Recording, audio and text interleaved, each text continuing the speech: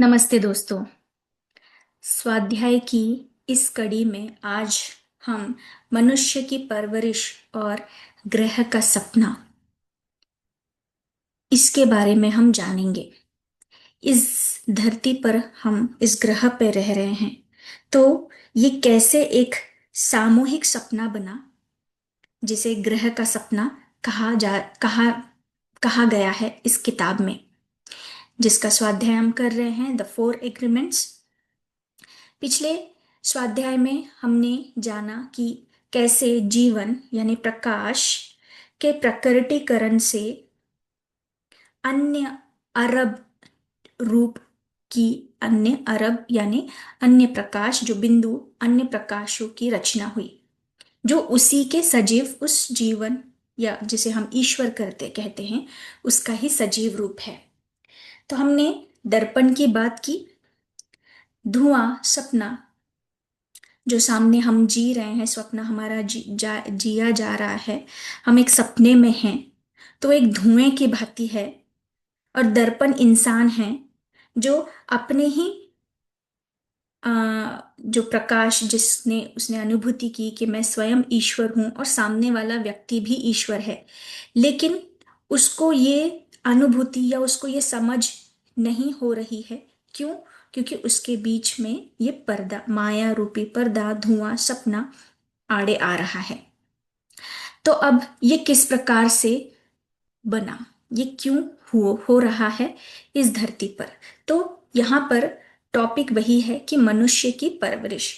तो जिस प्रकार से जब एक बच्चे का जन्म होता है, उसकी परवरिश होती है, तो उससे पहले ही जो उसके पूर्वज अपने ही समाज का जब वो निर्माण करते हैं, यहाँ पे दोस्तों हर एक इंसान जहाँ का हर एक इंसान का अपना अपना एक समाज है, फिर वो एक सामूहिक समाज बन जाता है। अब यहाँ पे बता रहे हैं कि जो सपना देखना, ये मन का जो है सबसे अहम काम है। वो हर दिन सपना देख ही रहा है, 24 घंटे सपना देख ही रहा है। चाहे आप सजग हैं, मस्तिष्क आपका सजग है, ये जागा हुआ है, दिमाग जाग रहा है, सोया हुआ है, हर हाल में मन को जो है सपना देखना आता है। तो जागरूक मस्तिष्क के साथ जब हम सपना देखते हैं, जब हम अवेयर हैं ये सपना चल ही रहा है, तो हमारे चीज में जो व्यक्ति वस्तु जो भी है उसका हमें बोध कराती है। लेकिन जब हम सोते हैं तो यही सपनों का जो ढांचा है वो बदलता रहता है। अभी जैसे मैंने कहा, हमारे जन्म से पहले ही जब हमारे पूर्वजों ने अपने सपनों के जरिए एक समाज का निर्माण किया, उस समाज में अब क्या क्या होना चाहिए, क्योंकि जब हम जन्म लेते हैं तो हमारी परवरिश के माध्यम से ही जो हमें सिखाया जा रहा है, जो बताया जा रहा है, जो हम देख रहे हैं, उसी को समझते हुए उस पे विश्वास करते हुए हम जो व्यक्ति जो बच्चा है वो बड़ा होता जाता है और उन्हीं धारणाओं में उसके उसी समाज में जो सीख रहा है उसके अनुसार आगे चलता है। तो हर एक इंसान जब अपना अपना समाज का निर्माण करता है, तब ये एक सामूहिक सपना जो है बन जाता है। और इसी सामूहिक सपना जो है हम उसे ग्रह का सपना कहते हैं। तो इस ग्रह के सपने में भी क्या क्या अभी जो समाज बनता गया, कैसे कि परिवार बना, फिर समुदाय आया, फिर नगर देश, है ना। फिर उसके बाद अब इस ग्रह के सपने में भी हर एक समाज ने क्या है, अपने अपने नियम नियम बनाए। तो नियम क्या कि उनकी धारणाएं किस प्रकार से है, उनकी मान्यताएं किस प्रकार से है। अब उसमें धर्म भी आ गया, उसमें संस्कृति आ गई, उसमें सरकार, स्कूल, स्कूल की घटनाएं, छुट्टियां, ये सारी चीजें इनमें शामिल होती हैं। तो ये बता रहे हैं कि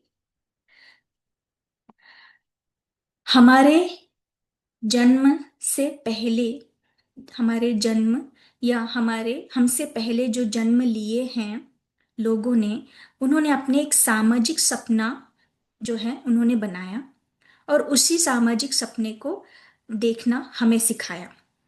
हमें यानी बच्चे की बात कर रही हूँ कि जैसे हम बढ़ते गए, अभी मेरे जीवन में मैं जैसे जी रही हूँ, तो मेरे मुझे जो बचपन से सिखाता गया है, सिखाते आए हैं, जो देखते आई हूँ, जो सुनते आई हूँ, उसी के अकॉर्डिंग मैं उस समाज के अंदर ही मेरा परवरिश होता गया, मैं बढ़ती गई। ऐसे आपके जीवन में भी आपके जरिए जब आप पैदा हुए, उसके बाद से जो समाज आपका निर्माण हुआ, उसमें आप जिस प्रकार से जी रहे हैं, अब उस समाज में नियम नियम भी है, परंपराएं भी हैं, है ना। तो हमारे संस्कार, जो हम बोलते हैं कि हमारे मन पर वे सारे संस्कार भी पिरोए जाते हैं बच्चे के मन पर। तो यहाँ पर दोस्तों वही बता रहे हैं कि हमारे मन पर कौन से संस्कार पिरोए जाने चाहिए, ये तय करने के लिए बता रहे हैं दोस्तों की प्रक्रिया है। अब यहाँ पर मैंने पिछले आपको ऑडियो में बताया था कि जब आप इस स्वाध्याय को सुन रहे हैं, तो आपको इस पल में या इस क्षण में, इस प्रेजेंट में रहकर आपको सुनना है। क्योंकि हमारा जो मन, जो मैं कह रही हूं कि बार बार कुछ न कुछ मन में आता रहता है, ध्यान भटकता रहता है। तो जब हम कुछ संस्कार ले रहे हैं, कुछ सीख रहे हैं, बच्चा भी जब सीखता है, तो जब वो सीख रहा है तो उसका पूरा ध्यान कहाँ केंद्रित है? जब माँ उसे बता रही है। तो हमें क्या लेना चाहिए, क्या नहीं लेना चाहिए, किस पर विश्वास करना चाहिए, किस पर नहीं करना चाहिए, कौन सी बात को स्वीकृति देनी चाहिए या स्वीकृत करना चाहिए, किसको किस बात को नहीं करना चाहिए, ये सब कुछ निर्भर करता है हमारा ध्यान किस ओर केंद्रित है, यानी हमारा ध्यान कहाँ केंद्रित है। तो ये प्रक्रिया लेखक बता रहे हैं कि हमारा ध्यान कहाँ हो। क्योंकि जब हम स्कूल में जाते हैं, हम बैठकर टीचर को सुनते हैं, तो हम उन्हें ध्यान से सुनते हैं। जब हम मंदिर जाते हैं, पुजारी पंडित जो हैं उनको ध्यान से सुनते हैं। घर पे माता पिता बहन भाई, है ना, उनको हम सुनते हैं। तो हमारा व्यवहार भी ऐसा ही रहता है। अब यहाँ पर बता रहे हैं कि यह आदत हमारी इतनी बढ़ जाती है कि बच्चे अपने माता पिता, दोस्तों और टीचर्स का ध्यान अपनी ओर खींचने के लिए, क्योंकि यहाँ पर बहुत महत्वपूर्ण चीज ये बता रहे हैं कि बच्चा जब सीख रहा है, जो उसको सिखाया जा रहा है बचपन से, अभी उसको माँ बोलना उसको पहले से नहीं पता था, अब ये जो भाषा है एक कोड के रूप में उसके काम आती है। तो यहाँ पर यही बता रहे हैं कि हम, हमारी कोई भी भाषा हो, अंग्रेजी हो या अन्य कोई भी भाषा हो, हमने उसका चुनाव नहीं किया। लेकिन जब बच्चा जन्म लेता है और सामने जब माँ उसको बताती है कि माँ बोलो, पापा बोलो, तो वो उस कोड को, उस भाषा, उस कोड को वो लेता है। फिर उस संवाद में उसकी समझ में वो आता है और वो बोलने लगता है। ठीक है। तो यहाँ पर क्या बता रहे हैं कि जब एक बच्चा जो परवरिश में बढ़ रहा है, जो सीख रहा है, जो टीचर्स के माध्यम से सीख रहा है, अब माँ पिता क्या बोलते हैं कि तुम ये करोगे तो तुम एक अच्छे बॉय कहलाओगे, एक अच्छी बेटी कहलाओगे, तुम ये नहीं करोगे तो तुम बुरे हो, तुम गलत हो। तो बच्चे में भी ये धारणाएं बनती गई, अगर मैं ये करूं तो मुझे अच्छा कहा जाएगा, मैं ये नहीं करूं तो मैं गलत हूं, मेरे लिए ये गलत है या मैं गलत हूं। तो ये धारणाएं बनती गई। तो अभी इस प्रकार की जब बातें बताई जा रही है बच्चों को, तो अभी उसके लिए क्या हो गया कि लोगों को आकर्षित करने के लिए कि देखो मैं यहाँ हूं, मुझे देखो, क्योंकि मैं अच्छा कार्य किया है, लोगों को खुशी देने के लिए वो इंसान कर रहा है, या फिर कि मेरी ओर ध्यान आकर्षित करने के लिए वो ये सारी चीजें कर रहा है। अगर मैं गलत करूंगी तो मुझे गलत ठहराया जाएगा, मैं अच्छा करूंगी तो अच्छा मुझे कहा जाएगा। तो इस प्रकार से वह उन दूसरों से यह ध्यान पाने की जरूरत में उसकी उम्र जो है इस तरह से साथ साथ बढ़ती जाती है। तो समझ आ रहा हो दोस्तों आपको? तो यहाँ पर आप बता सकते हैं कि आप कितना इन चीजों को समझ रहे हैं, या इसको और कई तरीके से भी बताया जा रहा है इस किताब में। जैसे लेखक यहाँ पर इस बात को कहते हैं कि इसे मैं एक परवरिश की प्रक्रिया कहूंगा, क्योंकि अगर इंसानों की परवरिश की प्रक्रिया वो क्यों कह रहे हैं, क्योंकि इसी परवरिश में हम यह सीखते हैं कि हमें कैसे जीना है, कैसे सपने देखना है। परविश परवरिश के जरिए जो हमारी बाहरी सपने, जो हम जिस समाज में रह रहे हैं, तो अब मेरे लिए जो बाहरी सपना है, जो इस समाज में जीते हुए बाहरी सपने को देखते हुए परवरिश लेते हुए सीखते हुए, तो वो समाज का जो है मेरे भीतर भी मैं उसी का उसको ही बढ़ाने लगती हूँ। जो भीतरी जो सपना मैं देख रही हूँ, जो सीख रही हूँ, जो धारणाएं ले रही हूँ, जो संस्कार ले रही हूँ, तो मेरे भीतर भी वही समाज का निर्माण करते जाऊंगी, उसी को रचती जाऊंगी, उसी पे विश्वास करती जाऊंगी। तो यहाँ पर वही बता रहे हैं कि जब परवरिश के जरिए ही बाहरी सपने की सारी धारणाएं अपने आंतरिक सपने में आ जाती हैं, और उसी से हमारे विश्वास तंत्र को जो रचा जाता है, तो बच्चे को हर चीज या नाम जो भी है हर चीज सिखाया जाता है। वो नाम से शुरुआत हो, माँ पिताजी कि ये वस्तु ये है, वो रास्ता ये है, जो भी है। तो ये सारी चीजें बच्चों को पहचान कराई जाती है, और धीरे धीरे फिर क्या होता है, बच्चे स्कूल जाते हैं टीवी के माध्यम से। फिर आपने स्कूल में जो बच्चे दूसरे बच्चे हैं उनके जरिए बच्चे कुछ न कुछ सीखते या सिखाते हुए आगे अपने जीवन में बढ़ते जाते हैं, कैसा इंसान बनना चाहिए। तो यह सब बच्चों को सिखाया जाता है। फिर धीरे धीरे बच्चा जो है खुद को, दूसरों को या आसपास के लोगों को, अपने पड़ोसियों को परखना सीखता है कि जैसे कि ये स्त्री है, ये पुरुष है, ये भी बताया जाता है बच्चों को, ये भी सिखाया जाता है। तो यहाँ पर यहाँ पर अ, एक अ, एक अलग तरीके से, जैसे मैं कहूँ कि बता रहे हैं कि जिस तरह से हमारे घर में भी जब हम कोई पालतू कुत्ता बिल्ली, जब हमारे घर में जानवर रहते हैं, तो उनको भी जो रोजमर्रा जैसे बच्चों को सिखाया जाता है, तो बच्चों को भी उसी तरह से अ, जीवन में बातें सिखाई जाती है। जब हम कुत्तों बिल्लियों को भी सिखाते हैं खाने की बात, उठने की बात, शाम बैठने की बात। तो ये थोड़ा सा इस प्रकार से बच्चों को सिखाने के लिए आज तक सबसे अधिक प्रचलित पद्धति जो बता रहे हैं कि जैसे हम कुत्तों बिल्लों को सिखाते हैं, वो गलत कर रहा है तो तुरंत हम उसको पनिशमेंट देते हैं, है ना। तो दंडा या जो लाठी है वो दिखाते हैं। तो यहाँ पर जो लेखक है इसी प्रकार से समझाने की कोशिश कर रहे हैं कि जब सीखने लगता है बच्चा, तो हम उसे भी इसी प्रकार से सिखाते हैं। एक एक क्या कहें, एक पद्धति बना देते हैं कि अगर तुम ऐसा काम करोगे तो तुमको चॉकलेट मिलेगा, अगर तुम ऐसा काम नहीं करोगे तो तुमको दंड मिलेगा, है ना। तो ये चीज भी आ जाती है। तो अपने माता पिता के मनपसंद काम करने या उनकी बातें मानने पर हम अच्छे लड़के हैं, हम अच्छे बच्चे हैं। लेकिन जब हम उनकी बात नहीं मानते हैं तो हम बुरे बच्चे हैं। तो ये भी धारणाएं, ये संस्कार कहाँ से आती हैं? तो यही लेखक हमें इस ओर हमारा ध्यान केंद्रित करते हैं कि जो कुछ भी हम सीख रहे हैं, ये परवरिश के माध्यम से ही हमारे भीतर आया है।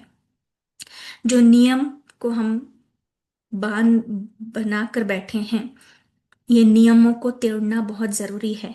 इन धारणाओं से बाहर आना बहुत जरूरी है, क्योंकि इस प्रकार से अगर बच्चा अपने रोजमर्रा के जीवन में जब वो भी सीख रहा है कि तुम अगर अच्छा काम करोगे तो तुमको पुरस्कार मिलेगा, तुम अच्छा काम नहीं करोगे तो तुमको दंड मिलेगा, तो इस सिलसिले को वो झेलने लगता है, ये उसके अंदर ये धारणाएं बनने लगती है।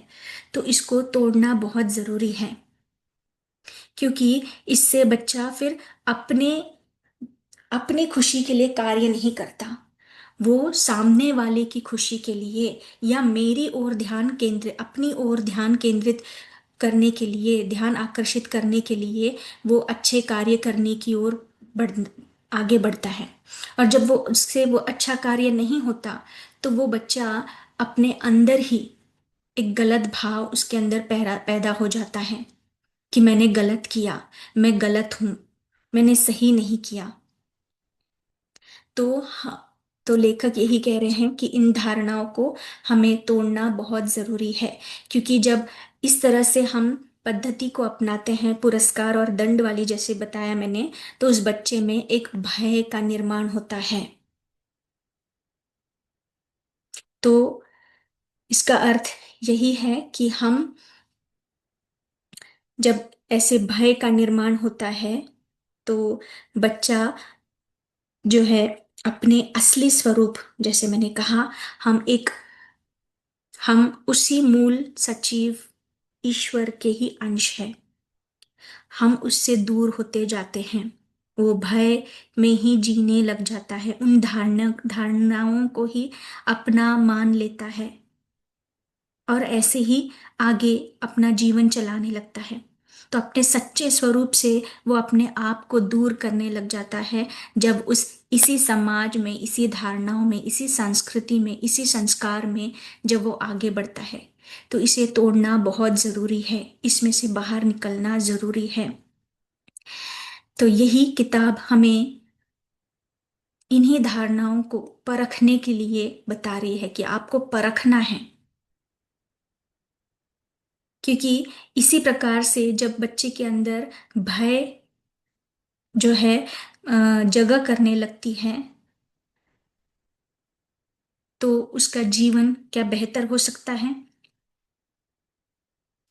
तो हम अपने माता पिता, समाज और धर्म से जुड़े विश्वासों की नकल बनकर ही रह जाते हैं, क्योंकि जो उनसे सीखा, माता पिता से, समाज से, धर्म से, उसी पे विश्वास करते हैं, उसी की तरह जीने लगते हैं।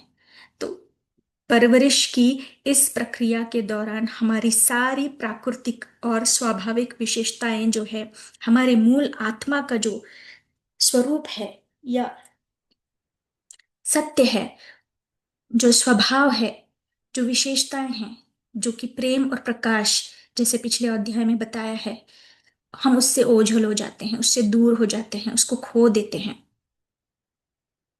लेकिन जब बच्चा धीरे धीरे बड़े होने लगता है, उसको कुछ समझ आने लगता है, कुछ बातें उसे समझ में आती है कि अब मेरे लिए क्या सही नहीं है, क्या गलत नहीं है, कौन सा रास्ता मेरे लिए सही नहीं है।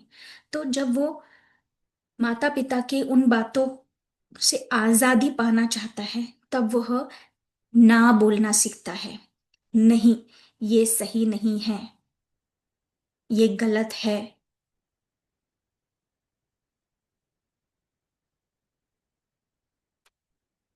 तो इस प्रकार से जब वो अपने समझ में आता है, तब वो ना कहना सीखता है, जो उसके लिए उसको लगता है कि नहीं, ये जो हो रहा है ये सही नहीं है, ये गलत है।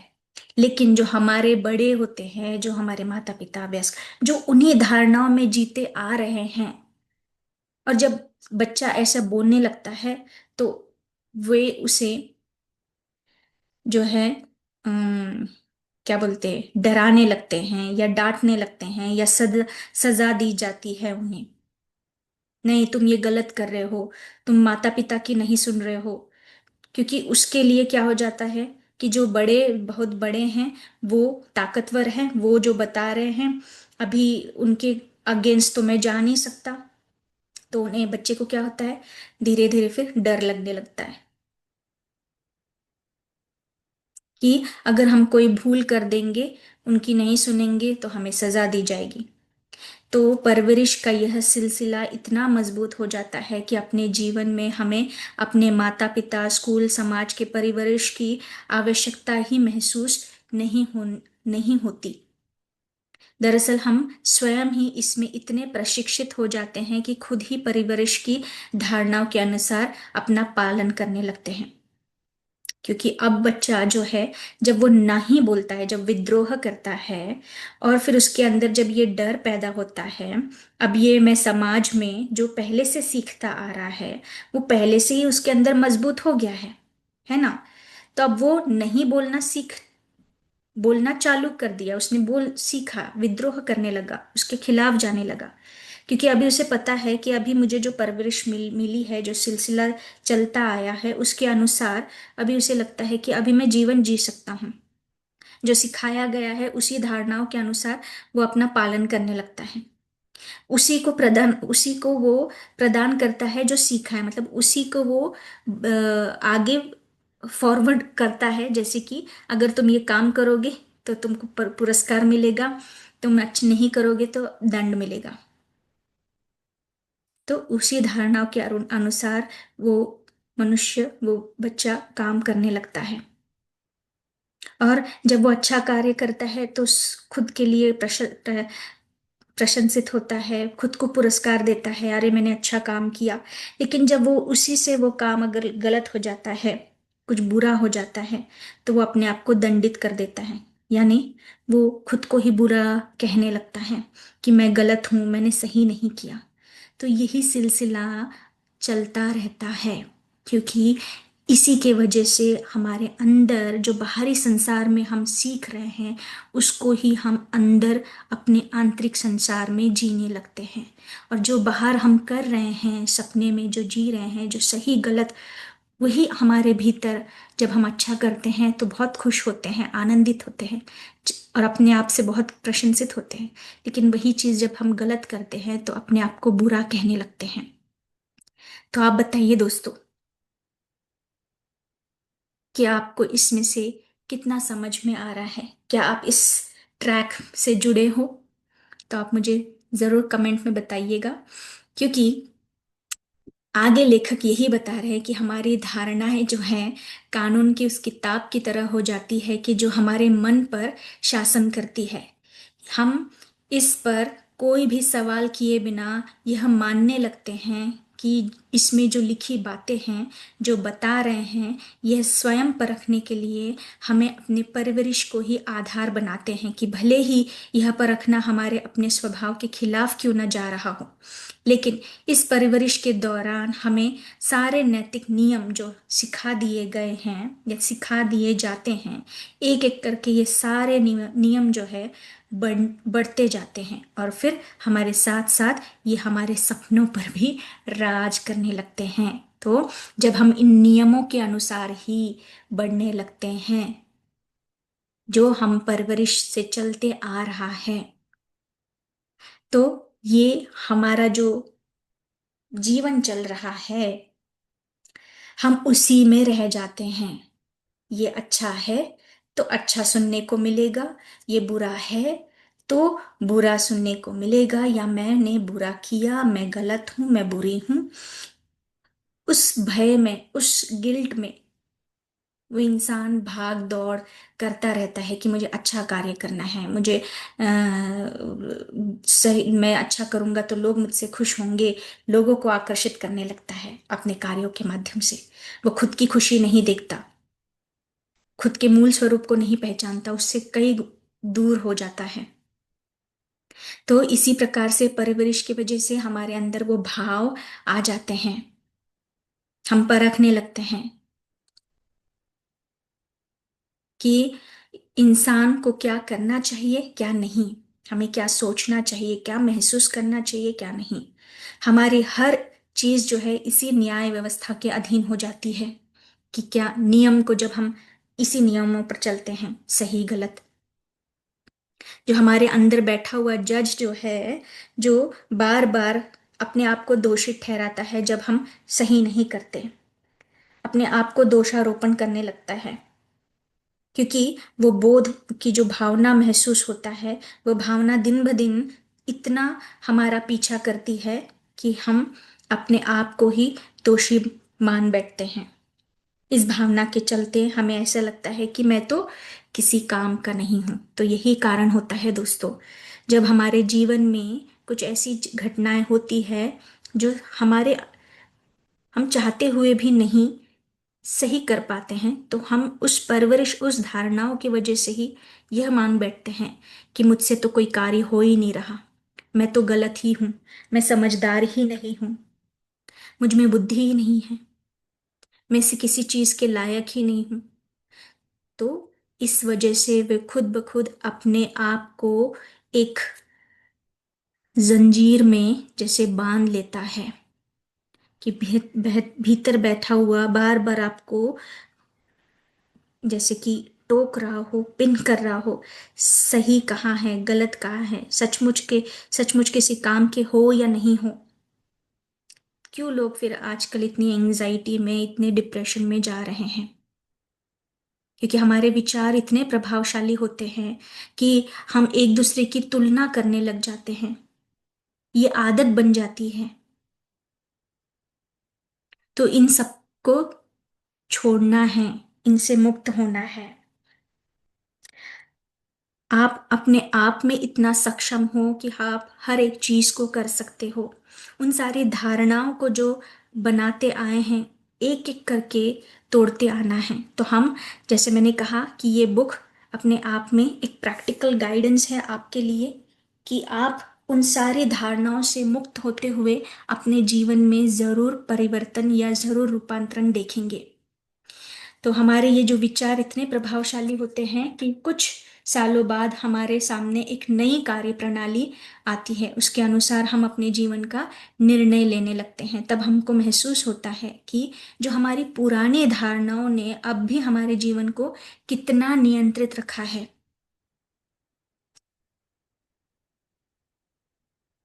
कितना हम उस पुरानी धारणाओं पर ही चलते आए हैं। इसी प्रकार से हमारे भय का भी निर्माण होता है। भय भी हमारे अंदर कहाँ से आता है? क्योंकि जब हम उस धारणाओं के खिलाफ जाते हैं, अरे मैंने ऐसे नहीं किया। अभी जैसे कि मंदिर में आपने भोग नहीं चढ़ाया, अब ये पुराने समय से आपके इसमें चलते आ रहा है।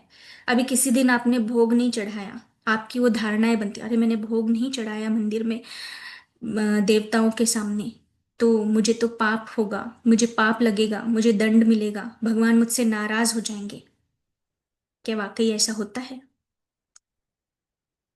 ये आपकी धारणाओं की वजह से है।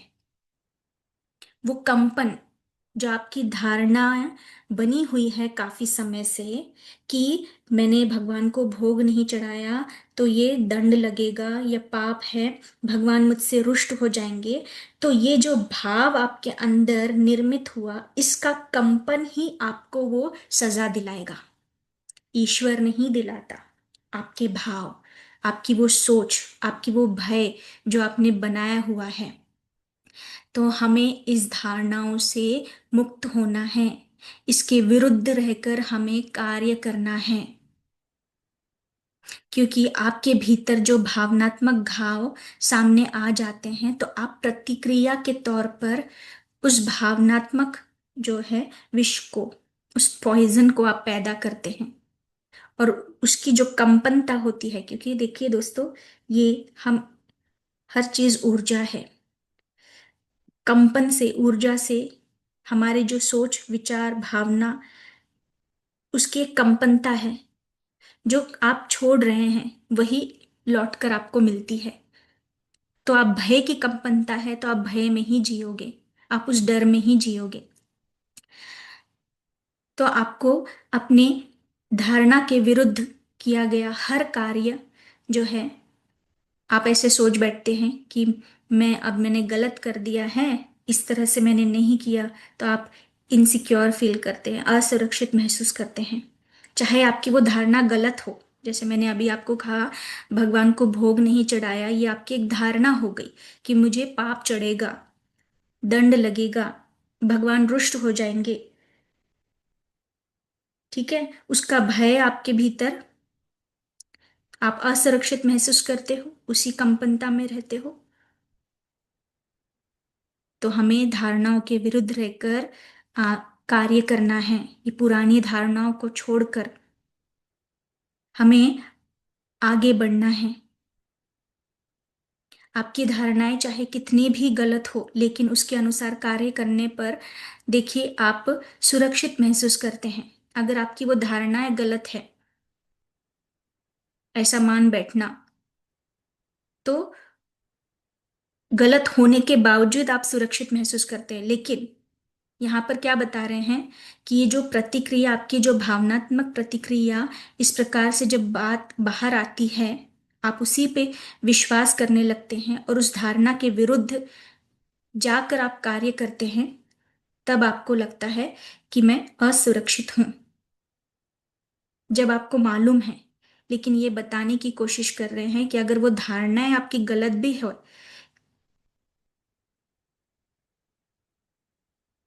लेकिन उसके अनुसार कार्य करने पर भी आप सुरक्षित महसूस करते हैं।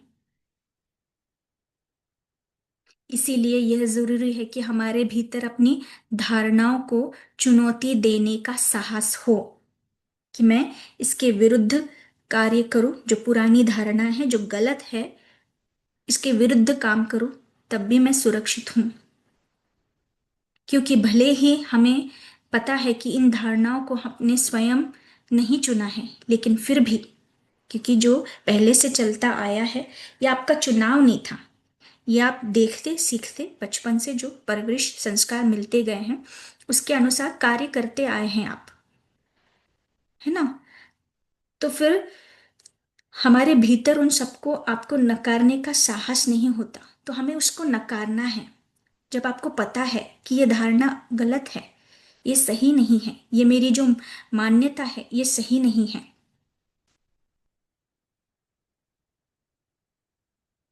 तो धारणाओं के खिलाफ जाते ही हम अपने साथ ये खेल खेलने लगते हैं। तो हमें वो साहस होना चाहिए हमारे भीतर कि हम उस धारणाओं को चुनौती दें।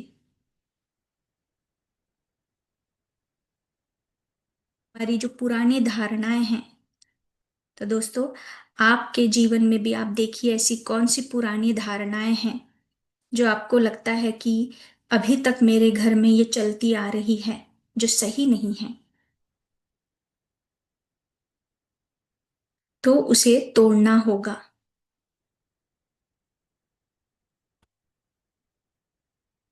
तो आप कमेंट करके मुझे बता सकते हैं कि आपके आपके जीवन में अभी भी कौन सी ऐसी धारणाएं हैं जो चलते आ रही है और आप उसको तोड़ना चाहते हैं। तो आप कमेंट करके बताइएगा। और उस धारणाओं को, पुरानी धारणाओं को छोड़कर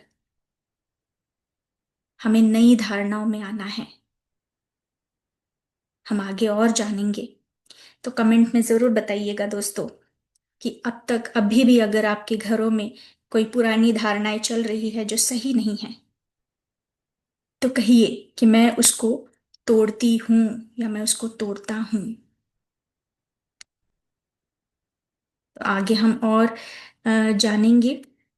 उसके बाद धीरे धीरे हम देखेंगे कि इंसान का निजी सपना या उसकी एक भूल के कारण क्या क्या चीजें होती है, फिर माया कैसे खेल रचती जाती है, और हम कैसे पुरानी धारणाओं को छोड़कर एक नई धारणाओं की ओर कैसे बढ़ते हैं, एक नए सपने की ओर कैसे बढ़ते हैं, जब हमें उस ज्ञान की, उस समझ की अनुभूति होने लगती है।